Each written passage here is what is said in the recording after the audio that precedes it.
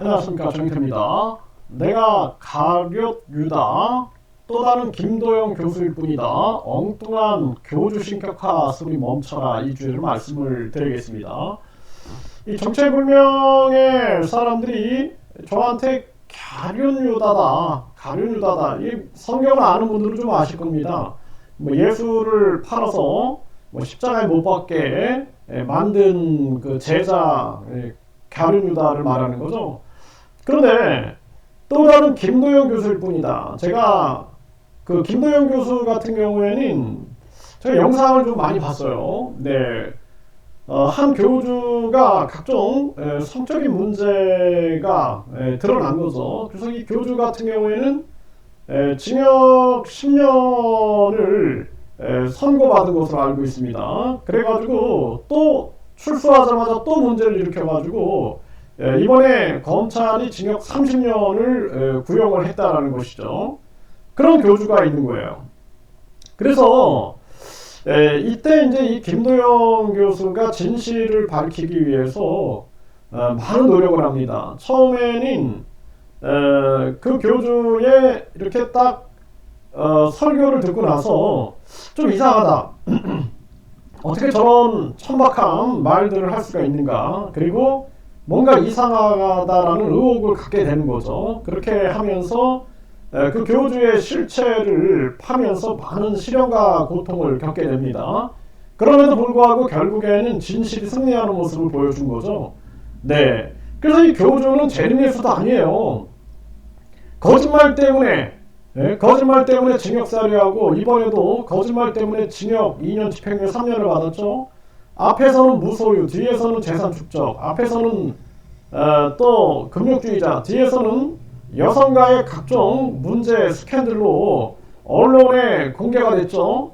네, 앞뒤가 맞는 게 없습니다. 그런데 지금은 또다시 썩지 않는 우유다 해가지고 원유를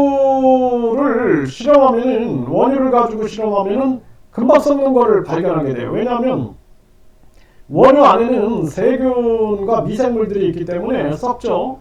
그러니까 우유는 시중에 우리나라에 나와 있는 우유들은 1A 등급이다 그래가지고 세균을 거의 이렇게 전멸한 상태입니다. 그래서 130도에서 0.5초, 0.2초에서 5초 사이에서 이 살균을 하게 되면 거의 멸균 수준이다 그러거든요. 그런 우유들이에요. 그러니까 교주는 이것을 교묘하게 이용하는 거죠. 교주의 이름이나 사진은 전혀 관련이 없는 거예요. 거기에다가 멸균팩이라든지 멸균 포장이 이루어지는 거죠. 포장이 뜯어지면 썩어버려요, 우유가. 그러면 뭐예요? 교주의 이름이나 교주의 사진은 전혀 능력이 없다는 게 증명되는 거죠. 과학과 상식의 세계입니다. 그래서 개봉을 하고 실험을 해봐라.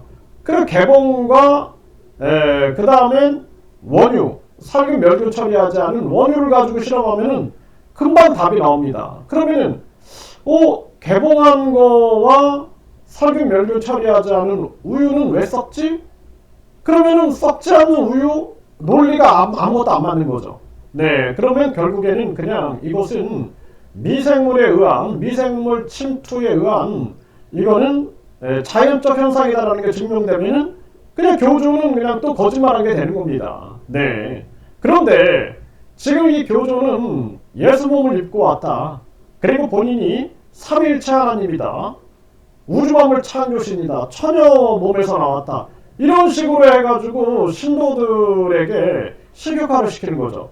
그러니까 자기에게 비판을 하는 사람들을 엉뚱한 안티처럼 얘기하는데 그 안티가 아니라 진실의 심판자들이죠. 진실의 수호자들을 그렇게 몰아가는 거죠. 그러니까 여기에 가룟 유다를 비유한다. 이건 있을 수 없는 일이에요. 교주 자체가 예수가 아니고 또 제가 무슨 교주의 제자였습니까? 전혀 교주에 속한 적이 없었던 사람입니다. 저는 정책을 보고 정책이 서민지향적이구나 해가지고 지지를 했고, 그리고 이 정책이 구현이 당장은 안 될 수도 있지만 기성 정치인들한테 자극은 줄 수 있겠다. 그리고 우리나라 정치가 변해야 된다. 그리고 방향은 국민 지향 쪽으로 가야 한다. 라는 측면에서 홍보를 해왔는데, 이제는 엉뚱하게 가련유다다 이 정체불명의 인간들이 저한테 이런 식으로 프레임을 씌우고, 저한테 이런 프레임을 씌우고 나서는 교주를 실격하는 거죠. 예수처럼. 전혀 교주는 예수의 거룩함이라든지 또는 경건함이 찾아볼 수가 없다라는 것입니다. 그렇기 때문에 이것은 엉뚱한 비교다. 그렇게밖에 말씀을 못 드립니다. 그래서 이러한 비교는 절대 하지 말아라.